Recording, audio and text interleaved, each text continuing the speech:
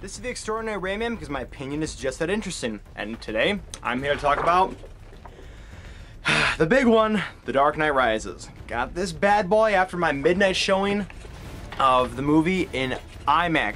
I don't remember the last time I was so excited.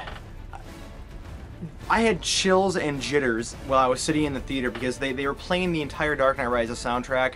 It was beautiful, it was amazing, I was surrounded by other fanatics, and I actually waited in line for 6 hours.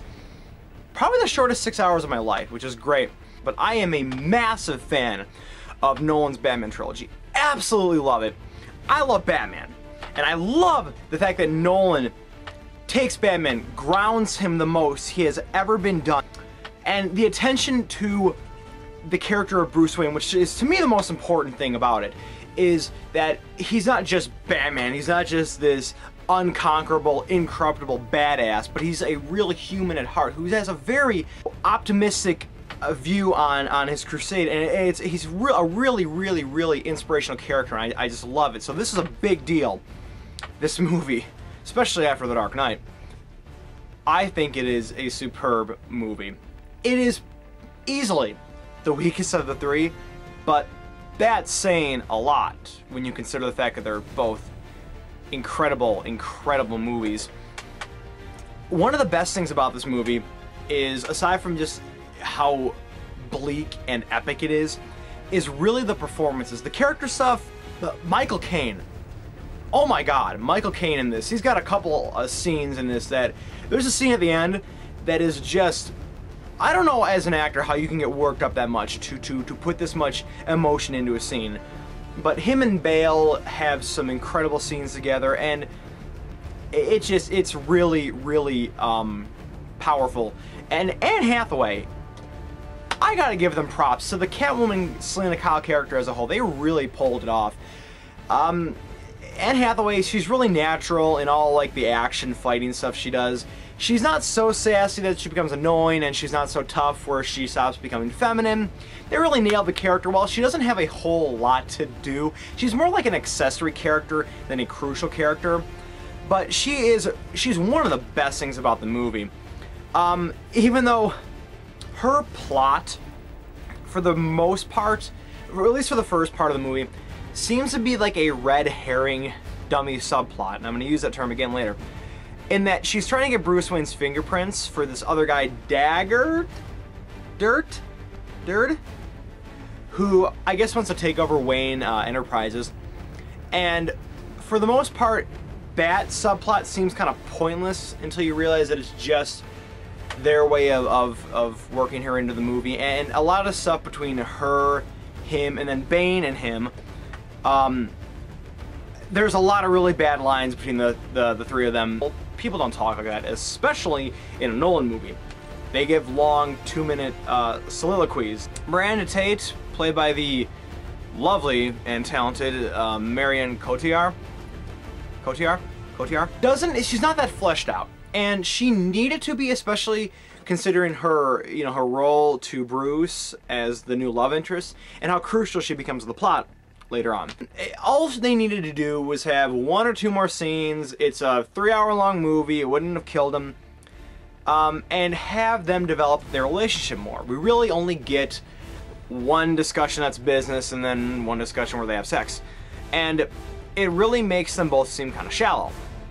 Especially for Bruce, because Bruce, his playboy persona, that's just that. It's just a persona, and it makes him seem kind of shallow, that he's just going to do this girl because she is rather lovely, but they really don't have anything.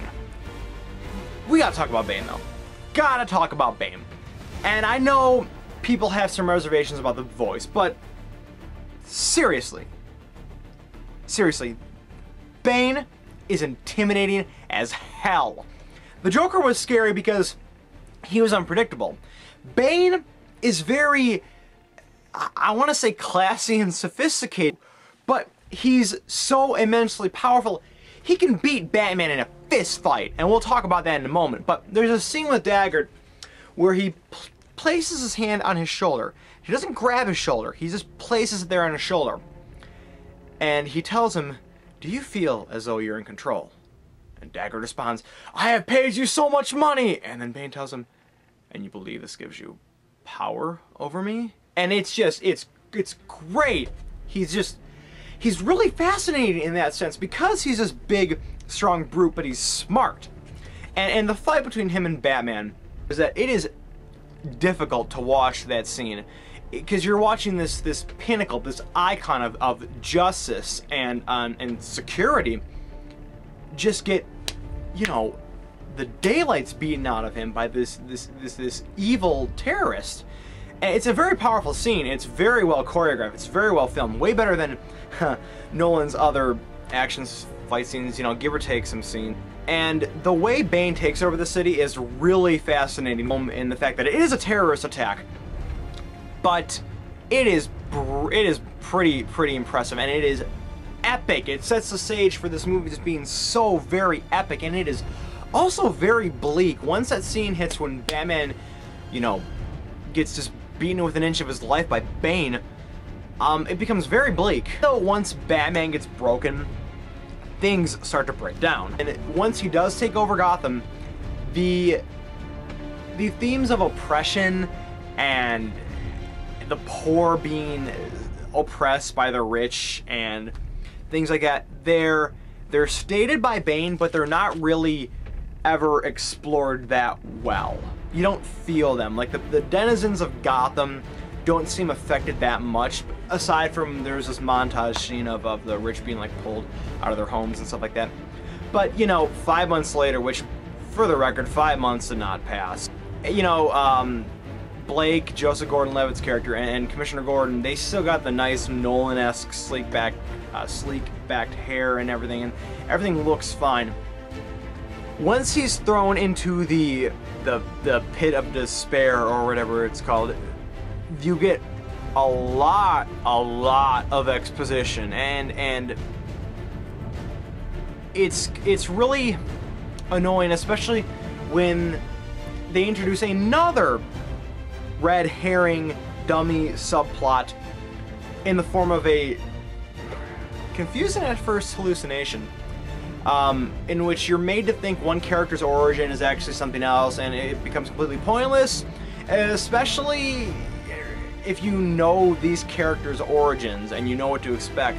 The way in which he gets out of the Lazarus pit, it's not really the Lazarus pit, while you could wrap your brain around it maybe once or twice and a half, it seems like something out of a kung fu movie, and Nolan's movies are usually so grounded in reality that it is kind of distracting. But once he gets out, then things pick up again, because the last 20 or so minutes, the whole climax is just dazzling, because you want to see Batman get back, and he just, you know, he kicks Bane's ass, and when the movie ends, it all comes full circle too.